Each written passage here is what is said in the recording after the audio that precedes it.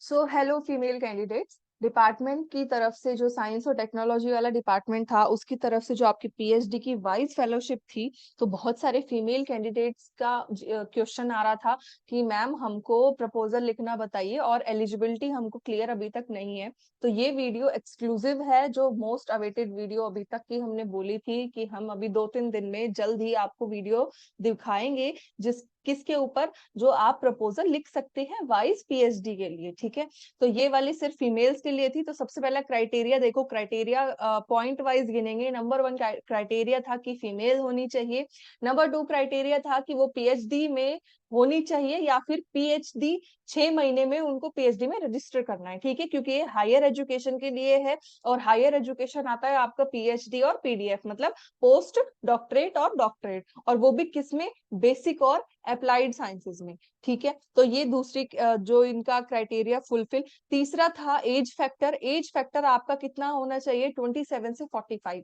आपकी जो ये वाली लिमिट है 27, ये 27 ही होनी चाहिए, चाहे आप एक दिन पहले हुए हो 27 के, एक दिन बाद में हुए हो। इन्होंने डेट दे रखी है 31 जुलाई की, तो 31 जुलाई के दिन, 31 जुलाई के बाद आप 27 की एज के होने चाहिए।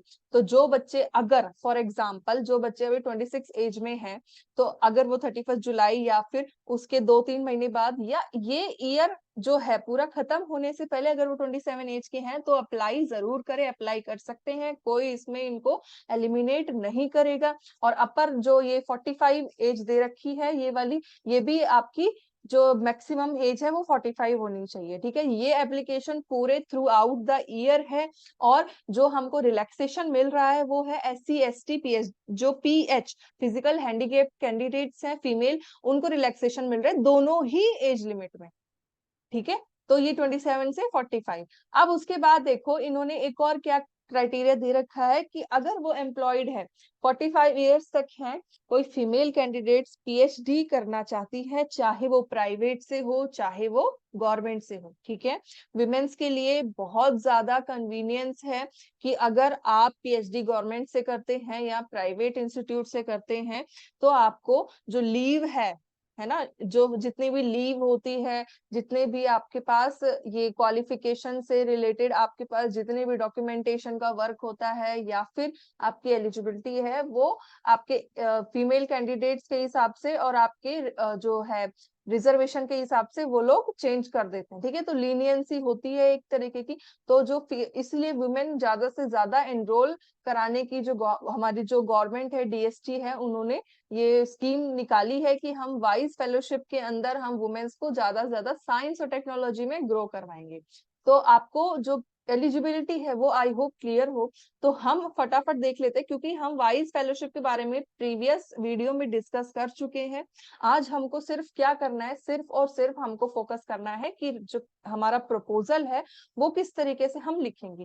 ठीक है, इंस्ट्रक्शंस आप आई होप आपने पढ़ ली होंगी, लेकिन फिर भी मैं बता देती हूँ कि ये वाली ऑनलाइन जो है साइट, इस पे जाना है।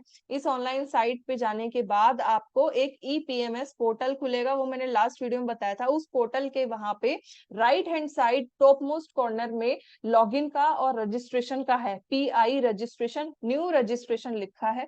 उसके ऊपर ये देखो, ये इन्होंने यहाँ पे भी दिया है, PI रजिस्ट्रेशन लिखा है। इसके ऊपर जाके आपको रजिस्टर करना है, अपनी सारी जो पर्सनल डिटेल्स है वो सारी फिलअप करनी है और रजिस्टर करने के बाद लॉगिन करना है। लॉगिन करने के बाद आपको क्या सेलेक्ट करना है, डिपार्टमेंट, इंस्टीट्यूट, एड्रेस जो भी है, और वाइस पीएचडी प्रोग्राम सेलेक्ट करना है, जिसमें आपको आपके 5 साल तक थ्रू आउट द पीएचडी आपको क्या मिलेगा, इधर ये देखो 31,000 मिलेगा, जो हाउस रेंट अलाउंस मतलब HRA के साथ। ठीक है, अब हम देख लेते हैं कि प्रपोजल किस तरीके से लिखना है। अब इन्होंने एक चीज क्या दे रखी है यहाँ पे, बहुत ही अच्छी चीज दे रखी है। जैसे कि आप नीचे जाएंगे, यहाँ पे इन्होंने पूरे ये डॉक्यूमेंट्स मैंडेटरी थे, ये मैंने बताए थे लास्ट टाइम, बट यहाँ पे क्या दे रखा है, prescribed format for vice fellowship for PhD. ठीक है, सबसे पहले आपको कोड ध्यान रखना है, आपका कोड कौन सा है, फिजिकल मैथमेटिकल साइंस है या केमिकल साइंस है या लाइफ साइंस है या अर्थ एटमॉस्फेरिक साइंस है, इंजीनियरिंग या टेक्नोलॉजी है, या आपको ध्यान रखना है। सपोज मेरा फील्ड लाइफ साइंस है, ठीक है, तो मैं थर्ड नंबर वाला जो कोड है वो याद रखूंगी और वो ही कोड मेरे को वहां पे यूज करना है जो ऑनलाइन फॉर्म भरा जाएगा।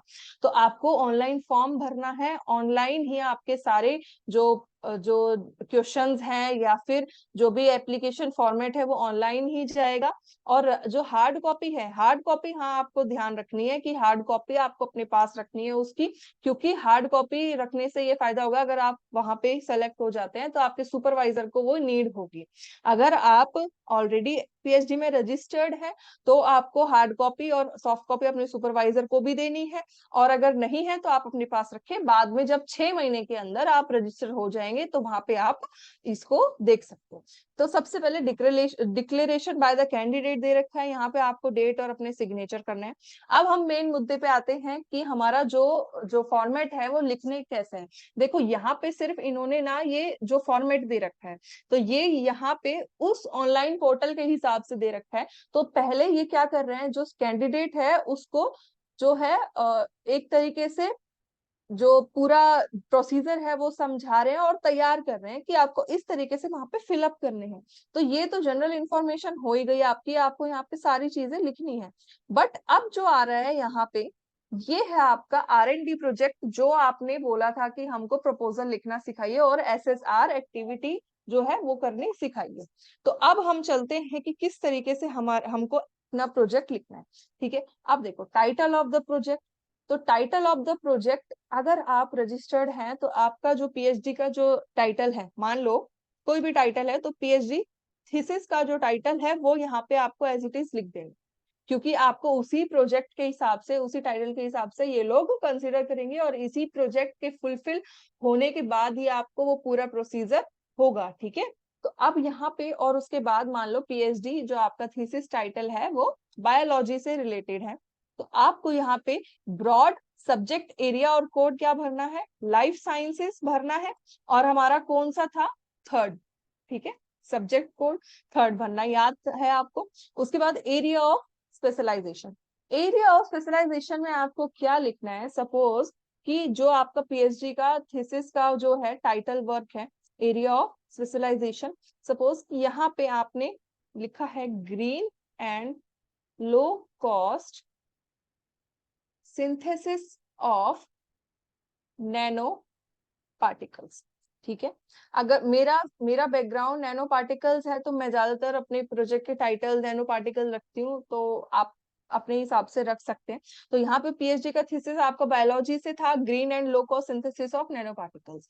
ब्रॉड एरिया आपने सिलेक्ट कर लिया, एरिया ऑफ स्पेशलाइजेशन क्या हुआ आपका, नैनो पार्टिकल्स, है ना, नैनो पार्टिकल सिंथेसिस ये हुआ, बाकी लाइफ साइंसेस हुआ। अब जब आपने green and low cost synthesis लिखा है तो आपका क्या हुआ, ये ग्रीन केमिस्ट्री भी हो गया, है ना, ग्रीन केमिस्ट्री से। और उसके बाद जब आप nano particle synthesis, life sciences, green chemistry ये सब लिख रहे हैं, तो एरिया ऑफ स्पेशलाइजेशन आपकी जरूरी नहीं है कि एक या दो हो, आपकी मल्टीपल भी हो सकते हैं, इसमें आप और भी ऐड कर सकते हैं। सपोज कि अगर आप कोई केमिकल यूज कर रहे हैं तो आप ऑर्गेनिक केमिस्ट्री लिख सकते हैं। ठीक है, बहुत सारे स्पेशलाइजेशन आप यहाँ पे लिख सकते हैं। उसके बाद मेन आता है हमारा समरी ऑफ द प्रपोजल की समरी क्या लिखनी है, यही बहुत सारे बच्चों का डाउट। तो समरी देखो इन्होंने ना बहुत ही इजी तरीके से आपको लिखना बता रखा है, इन्होंने हिंट दे रखी है, कैसे मैं समझाती हूँ। यहाँ पे इन्होंने सबसे पहले क्या दे रखा है, ऑब्जेक्टिव, है ना, ऑब्जेक्टिव क्या होता है, आपके मेन जो एम्स हैं जो आप फुलफिल करना चाहते हैं। याद करिए कि जब आप 11th 12th में प्रैक्टिकल्स लिखते थे तो उसके ऊपर लिखते थे एम ऑफ द एक्सपेरिमेंट, तो वो आपके मेन ऑब्जेक्टिव्स होते हैं। यहाँ पे आपके ये जो ऑब्जेक्टिव्स हैं जरूरी नहीं एक, यहाँ पे आपके 3 से 4 मल्टीपल ऑब्जेक्टिव्स हो सकते हैं, एम्स हो सकते हैं। क्यों, क्योंकि जब आप पीएचडी में एनरोल होते हैं या पीएचडी के थीसिस जो भी होती है उस एक एम के अंडर आपके काफी सारे ऑब्जेक्टिव होते हैं। जैसे आपने यहाँ पे ये टाइटल लिखा है green and low cost synthesis, तो इसमें आपका जो नंबर 1 ऑब्जेक्टिव क्या हो जाता है कि हमको टू सिंथेसाइज, है ना, हमको क्या करना है, टू सिंथेसाइज नैनो पार्टिकल्स। एक ऑब्जेक्टिव ये हो गया हमारा। दूसरा हमारा क्या होगा, to carry out eco friendly synthesis या प्रोडक्शन, है ना, यही होगा ना, सिंथेसिस या प्रोडक्शन। ऐसे ही आप मल्टीपल तरीके से थर्ड लिख सकते हैं आप, to characterise the following nano particles using instruments, जो भी आप इसके अंदर यूज करते हैं। तो यहाँ पे आप, मैं अपना सजेशन दूं तो ऑब्जेक्टिव्स में आपको कम से कम 5 से 6 ऑब्जेक्टिव्स लिखने हैं, और ऑब्जेक्टिव्स ऐसे होने चाहिए कि आपके ऑब्जेक्टिव्स या तो शॉर्ट है तो वो 1 लाइन में आना चाहिए, लॉन्ग से लॉन्ग आपके सिर्फ 3 लाइन में आना चाहिए। 3 लाइन से ज्यादा आपको उसको नहीं करना है, एग्जैजरेट नहीं करना है। ऑब्जेक्टिव्स आपके शॉर्ट शॉर्ट होनी चाहिए और सिंपल लैंग्वेज में लिखने होनी चाहिए। अब उसके बाद आ जाता है नोवेलिटी। नोवेलिटी क्या है, देखो, नैनो पार्टिकल्स का सिंथेसिस बहुत टाइम से चला आ रहा है। लेट 2000 में जो रिसर्चर थे सबने स्टार्ट कर दिया था। बट जब स्टार्टिंग में करते थे तो फिजिकल और केमिकल मेथड से करते थे। बट अभी क्या हो गया, अब जैसे माइक्रोबियल सिंथेसिस होने लग गया, है ना, प्लांट बेस्ड सिंथेसिस होने लग गया, उसके बाद माइक्रो ऑर्गेनिज्म से सिंथेसिस होने लग गया, उसके बाद जो भी हस्क है प्लांट ऑब्जेक्ट, इनसे सिंथेसिस होने लग गया। तो नोवेलिटी आपका क्या आएगा कि आपने क्या एक नई चीज उसके अंदर डाली है। और जो रिसर्च प्रपोजल लिखते हैं वो हम इतना ऑनेस्टी के साथ लिखते हैं, जो आपका मन करे वो आप रिसर्च प्रपोजल में लिख सकते हैं। तो जो ऑनेस्ट रिसर्च प्रपोजल होते हैं वो ही फर्दर ग्रांट होते हैं। आई रिपीट कि आप अपना रिसर्च जो प्रपोजल लिखें वो अपने खुद के हिसाब से लिखें, किसी और की कॉपी पेस्ट करके लिखेंगे तो वो नहीं होगा। क्योंकि जो इतनी एक्सपर्ट कमेटी बैठी होती है उसको पता लग जाता है कि ये लाइन इसने यहाँ से कॉपी करी है और ये पूरा पैराग्राफ इसने यहाँ से कॉपी करके चिपकाया है। ठीक है, तो नोवेलिटी आपको ध्यान से लिखनी है, आपके जो मन में आए आप लिख सकते हैं, बशर्ते कि उसकी ग्रामेटिकल मिस्टेक ना हो और उसकी एक मीनिंग हो, नोवेलिटी हो। ठीक है, तो इसके लिए देखो आपको अच्छी तरह पढ़ना भी पड़ेगा। मैं रिकमेंड करूंगी आप कम से कम 20 से 30 रिसर्च पेपर पढ़े।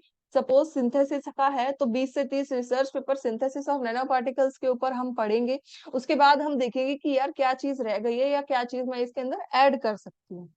ठीक है, तो वो आपका नोवेलिटी में हो जाता है। इसमें मेनली आपको बेसिकली, अगर आपकी नोवेलिटी आप सोचते हैं कि यार बहुत कम है तो 2-3 लाइंस में इसका पूरा आंसर लिख सकते हैं, नहीं तो आप इसको एक्सटेंड कर सकते हैं। उसके बाद आता है रिव्यू ऑफ लिटरेचर। देखो रिव्यू ऑफ लिटरेचर में आपको क्या करना है, नेशनल और इंटरनेशनल स्टेटस इन्होंने दे रखा है कि जो ये जो ग्रीन और लो कॉस्ट सिंथेसिस है जो भी नैनो पार्टिकल्स का, तो इसके अंदर जो नेशनल लेवल पे क्या काम हो रहा है और इंटरनेशनल लेवल पे क्या काम हो रहा है। तो आपको 10 पेपर्स तो नेशनल लेवल पे पढ़ने, मतलब ओनली एंड ओनली इंडिया के।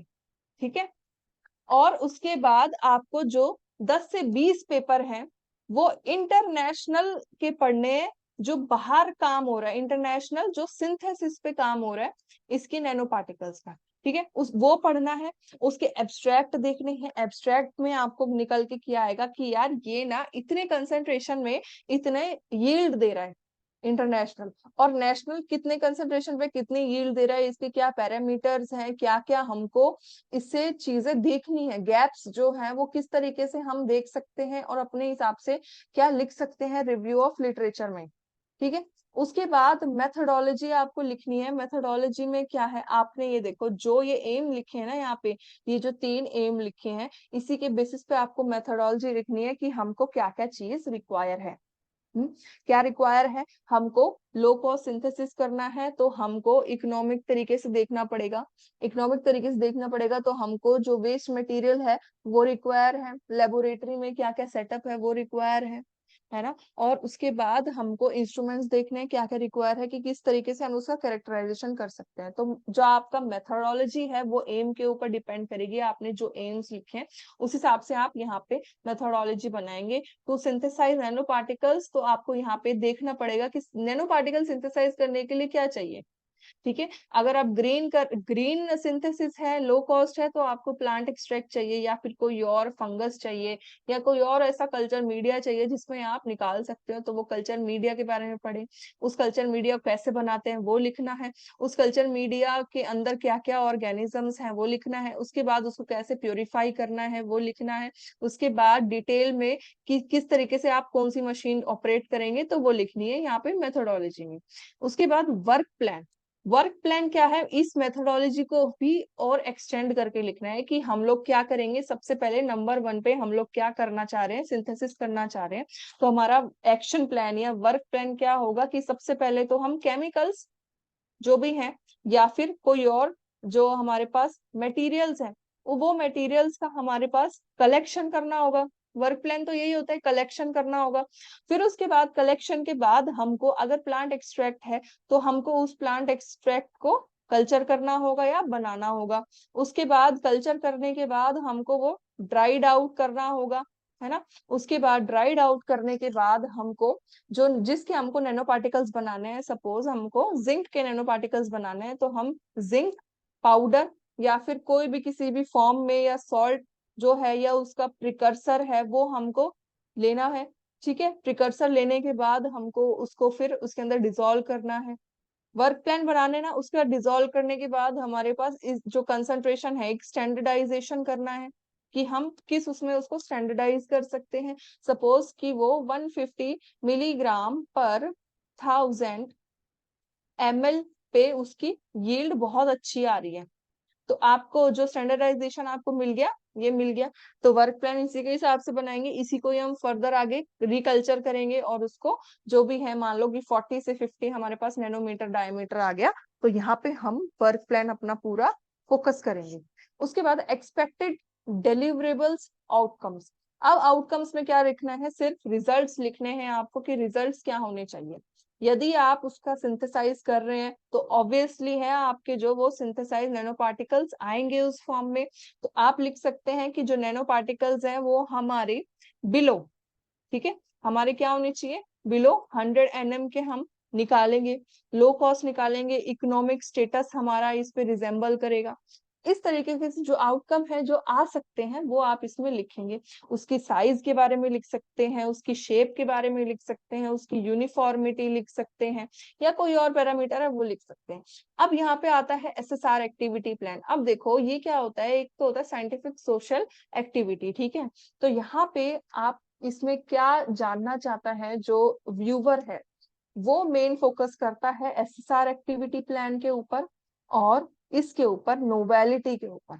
ये दो चीजों के ऊपर वो फोकस करता है और आपका एम जो यहाँ पे आप लिख रहे हैं title of the project. Novelty मतलब इसमें क्या नया चीज है, क्योंकि साइंस में डेवलपमेंट होगा तो किस चीज के लिए होगा, वो नोवेलिटी से होगा।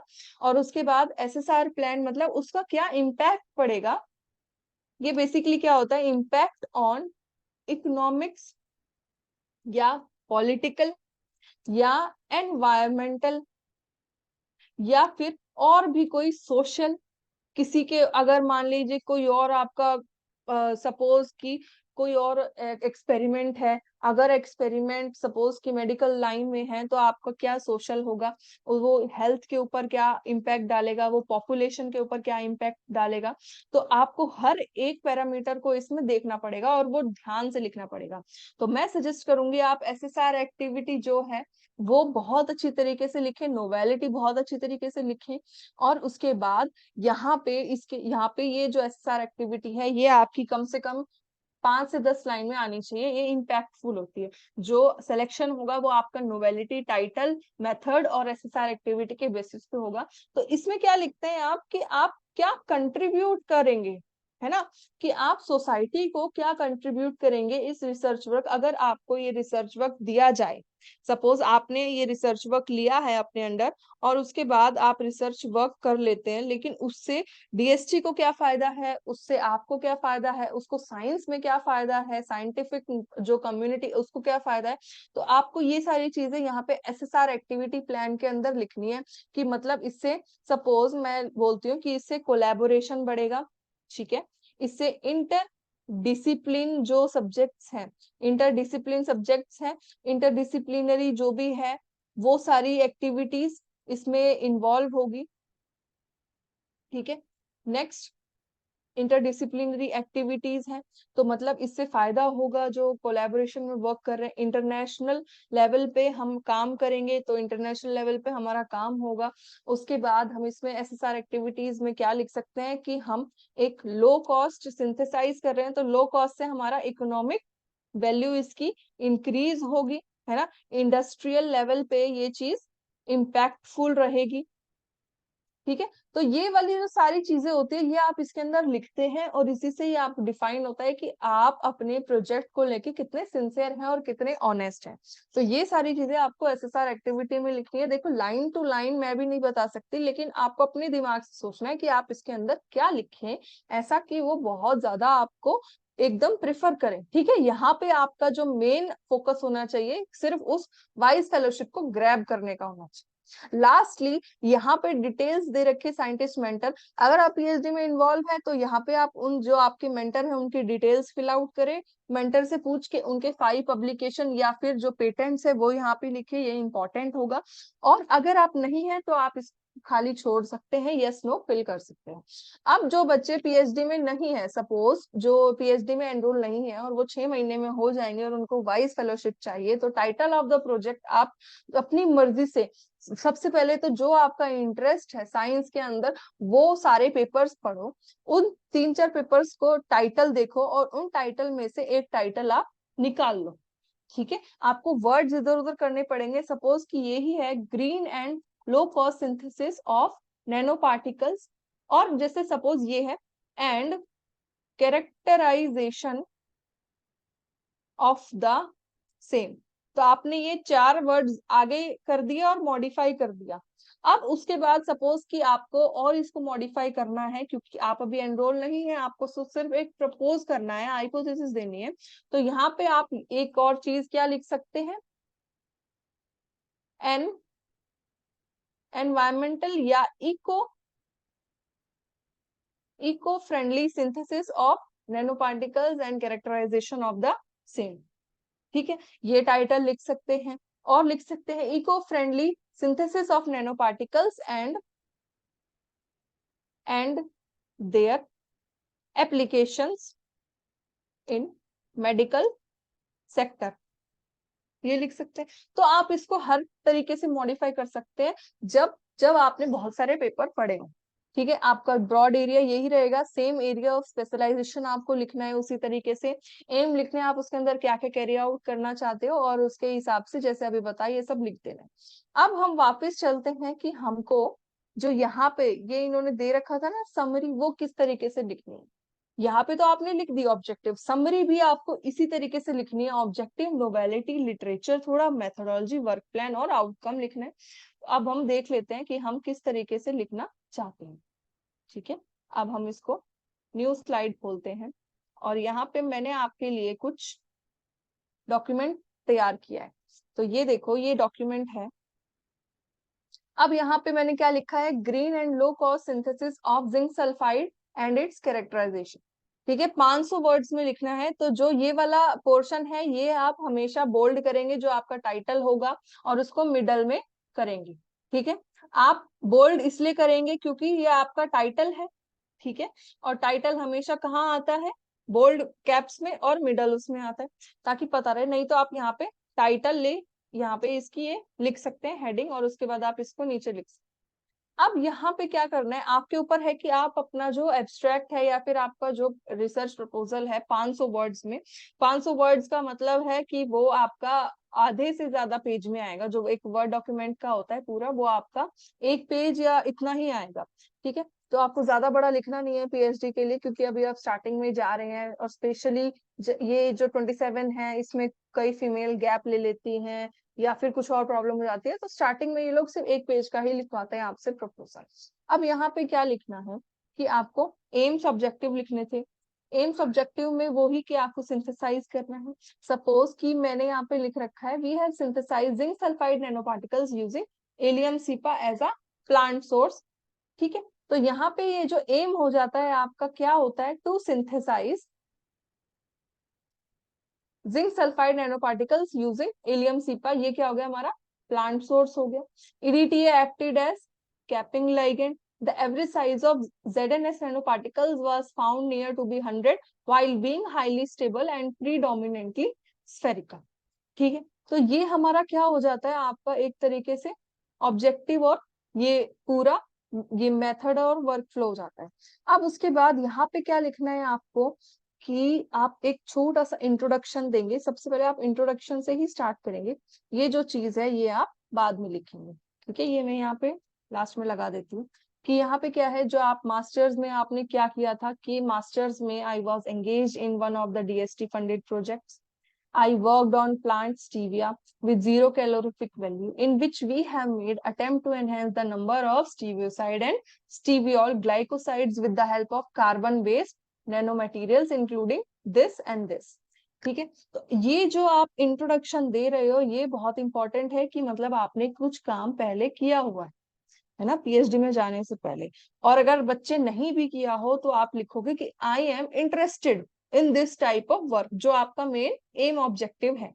क्लियर। उसके बाद आपको क्या लिखना है, एक मेथोडोलॉजी लिखनी है। क्या कि hypothesis is the structural properties of these nanomaterials could show effects on the phenology of a particular plant. Clear, कि हाइपोथेसिस दे रहे हैं कि उस जो नैनो मटेरियल की प्रॉपर्टी है वो फिनोलॉजी मतलब उसके मॉर्फोलॉजी और फिजियोलॉजी के ऊपर असर डालेगी। अब हम मेथोडोलॉजी स्टार्ट कर रहे हैं कि मेथोडोलॉजी में क्या लिखना है। MS media with IAA and IBA, ये हॉर्मोन्स यूज होते हैं, प्लांट ग्रोथ रेगुलेटर्स इस टाइप का, was prepared for control and different concentration of CNT मतलब कार्बन नैनोट्यूब्स, और ये graphene oxide nano particles were prepared according to the standard lab protocols. इस तरीके से आपको पूरा वो जो मेथड है मटेरियल वो लिखना है। अब उसके बाद हम जब रिजल्ट पे आते हैं तो रिजल्ट में क्या है, at a concentration of this there was the production of multiple shoots in plants and this elongation was observed. Clear. उसके बाद the enhanced amount of chlorophyll and carotenoids were calculated with UV based spectroscopy method. Also beside this amount of auxin, ये hormones दे रखे हैं, cytokinin, gibberellin were also calculated uses absorbance spectra. Clear, ये आपकी method workflow हो गया एक type का। अब उसके बाद जो आउटकम और SSR प्रोजेक्ट था, ठीक है, वो क्या होता है वो देखो मैंने 2-3 लाइन लिख रखी है कि this project had given me extreme pleasure to share with you that I have completed one of my objectives to enhance the chlorophyll content. My ultimate goal is to provide polyploidy stevia species enabling high yield and beneficial cultivation. मैंने क्या दे दिया, ये मेरे future SSR activity दे दी कि मेरा गोल क्या है और उसके बाद मैं उसको क्या अचीव करना चाहती हूँ। ठीक है, the current scenario is to provide and combine method that already exist rather than to invent completely new approach. Clear, ये मैंने अपने कुछ हिंट दे दिया कि मैं क्या करना चाहती हूँ और ये एक्टिविटी किस तरीके से आगे किसी को कंट्रीब्यूट करेगी। अब उसके बाद क्या लिखा है मैंने, I believe that your organisation will help me to achieve my goals and to more exploit laboratory equipments. Clear, इस तरीके से आप पूरा प्रपोजल लिख सकते हो। ये प्रपोजल मैंने फुल अपने ऑनेस्टी के साथ लिखा था। ठीक है, ऑनेस्ट रहना है और आपको अपना 100% देना है, कोई भी प्रॉब्लम हो आप पूछ सकते। So thank you very much video के एंड तक बनने के लिए, और अगर अभी भी कोई डाउट हो तो आप आगे पूछ सकते हैं comments. So thank you very much and hope आपको समझ आ गया और आप अप्लाई करेंगे। Thank you.